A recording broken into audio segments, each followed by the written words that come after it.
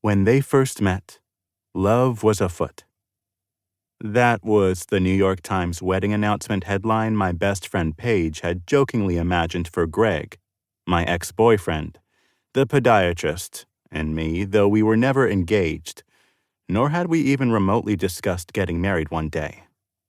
Our actual wedding, in my head, wasn't exactly planned out because I don't really have that gay wedding planning gene, but it probably would have been a super casual affair for 350 of our closest friends and family on Pier 60, overlooking the Hudson River with Greg and me wearing tuxes while we had our first dance together as husbands to This Charming Man by the Smiths.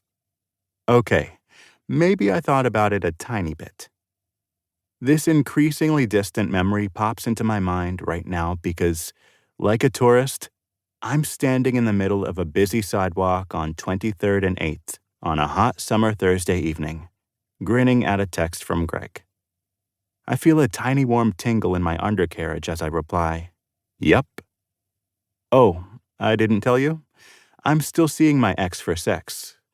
Wait, is that a Rascal Flatts song? Right before entering the subway on my way home from work, Greg texted, "Free before dinner?" which is code for hook up. So maybe after we do the sex, we'll grab a bite at Pepe Giallo, our once favorite Italian restaurant in West Chelsea that we'd been going to since we first met 8 years ago. In fact, it's where we had our first date. Then, over a bottle of red wine and plates of deliciously gooey chicken parm, he'll admit he misses us and say he desperately wants to get back together. Greg asks to meet at 6:30 in 45 minutes, which means I'm early, so I slip into a diner called the Rail Line.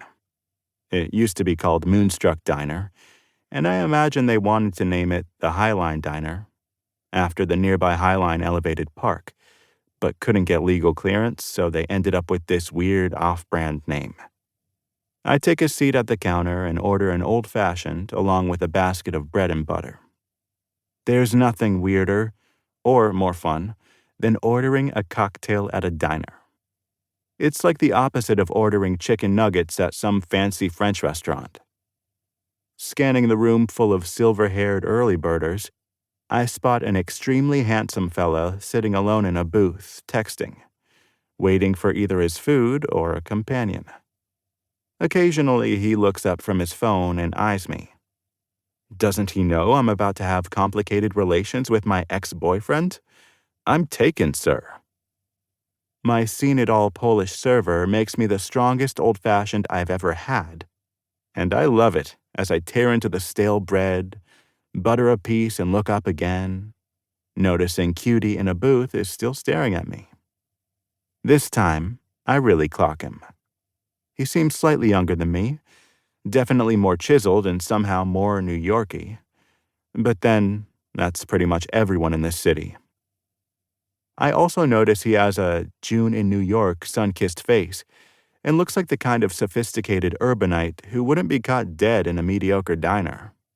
Unlike me, mediocre diners give me life. I decide to smile. I may be in an unhealthy relationship with my ex, but I'm not dead inside. Now he squints at me. Did I do the smile wrong? Was I creepy?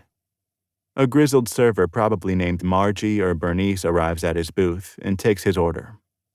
Now they both look at me. Was I that obvious? A sudden thought occurs to me, so I look over my shoulder and realize he'd been reading the chalkboard of tonight's specials the entire time. He was literally looking right through me.